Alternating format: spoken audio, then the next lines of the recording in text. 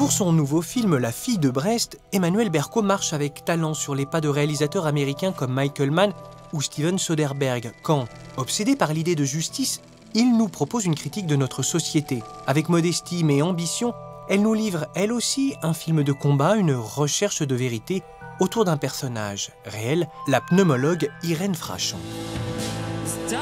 La guerre aux méchants labos, c'est ça? En attendant, c'est eux qui nous font bouffer. Et sans financement, pas de recherche possible. Si la recherche est pas au service des malades, alors pourquoi faire ce métier?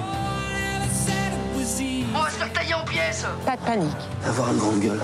Tu crois que ça suffit? Alors maintenant, tu vas prendre ta bite et ton couteau, Madame Irène Frachon, et on va voir comment tu te démerdes. Bonjour Emmanuel Berco. Bonjour. Vous mettez en scène un sujet de société, le scandale du Mediator. Alors la question, c'est pas de savoir pourquoi, mais comment vous mettez en scène ce sujet. Il y a quelque temps, je rencontrais Oliver Stone, et il me disait « c'est le sujet qui impose sa mise en scène ». Qu'est-ce qui s'est imposé dans votre mise en scène par rapport à ce sujet?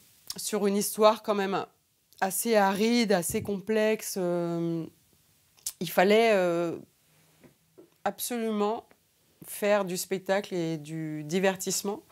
Et pour ça, j'avais deux atouts possibles.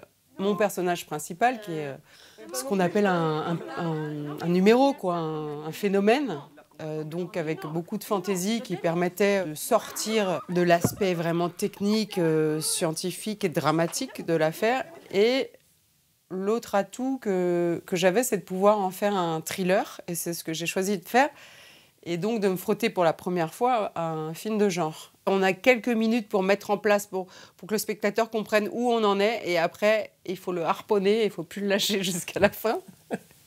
Et donc ça vient par un suspense incessant. Il faut se demander à chaque scène ce qui va se passer ensuite.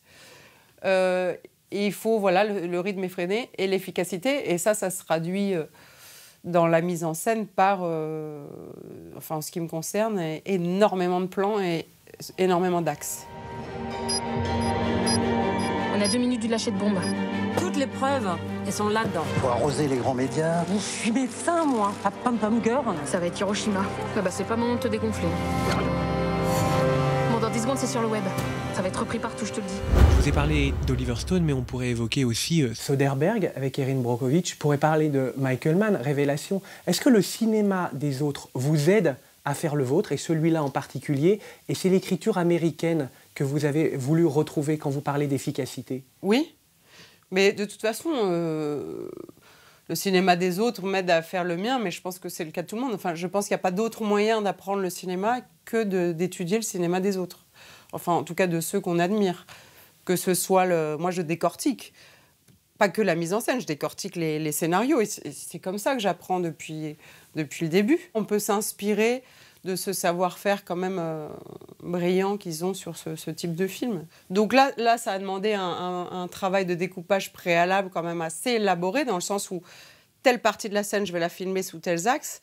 Je ne fais pas toute la scène sous tous les axes. Je prévois déjà, en fait, d'une certaine manière, le montage. Donc, c'était une façon... On jouait des petits bouts de scène à chaque fois, rarement la scène entière, et je changeais et les axes et les places de caméra. Tout ça est réfléchi. C'est pas du tout une façon de se couvrir, c'est une façon d'anticiper la nécessité de rythme qu'on va avoir au montage et de jamais être en rade, quoi. Je te dérange pas longtemps, je suis à poursuite. Oui. Catherine nous informe que son forcing a fini par aboutir. Les sages de la Commission nationale de pharmacovigilance vont m'auditionner. Quand? Mardi prochain à l'AFSAPS. C'est chiant. Pourquoi? C'est trop tôt. La lumière, elle est signée Guillaume Schiffman. On le rappelle, c'est celui qui avait signé notamment The Artist et puis Populaire. Deux genres totalement différents. C'est votre troisième collaboration, La tête haute et Elle s'en va.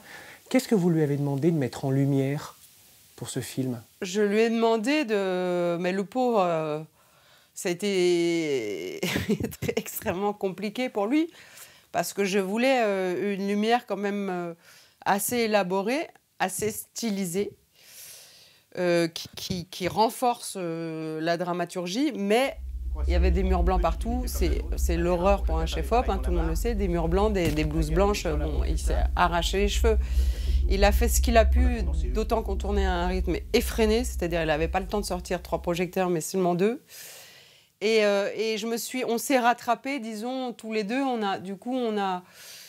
a pris plus de liberté, plus de plaisir dans des scènes comme par exemple celle qui concerne le personnage du Père Noël, là, le type de la CNAM qui enquête en secret et qui est en fait l'archétype de gorge profonde de ce type de film-là, où là, évidemment, on n'était pas du tout dans une atmosphère lumineuse réaliste. On a dramatisé à mort avec la lumière ces moments-là. Donc il y a des moments où on a pu s'amuser à rentrer dans les codes du genre aussi.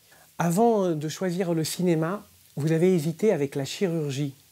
Est-ce qu'on peut rapprocher et envisager la mise en scène comme de la chirurgie, c'est-à-dire la mise en œuvre de procédés manuels et l'usage d'instruments dans un but recherché? Complètement. Mais c'est peut-être ce qui me plaît dans le cinéma, hein. Les instruments, ce sont les caméras et les comédiens, et effectivement toute l'équipe qui va derrière, hein, mais quand même, c'est ça nos instruments. Et par ailleurs, la pratique, l'acte chirurgical, il est dans le découpage, dans la façon dont on va découper tout ça, de la façon si on va opérer comme ça, si on va opérer comme ça, si on va opérer tout le corps. Et c'est vrai qu'il y a vraiment de ça. La psychologie, tout ne m'intéresse absolument pas. La seule chose qui m'intéresse, c'est le corps des acteurs.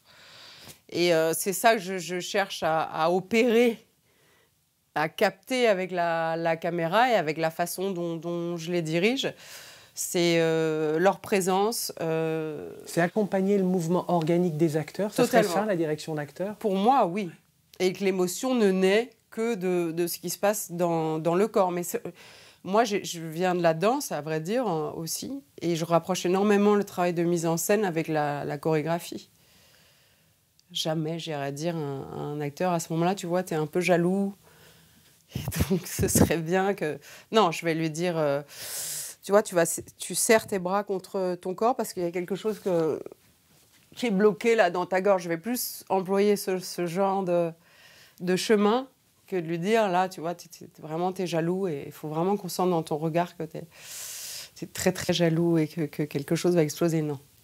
La dernière question, Emmanuelle Berco, c'est un rituel en forme d'épitaphe.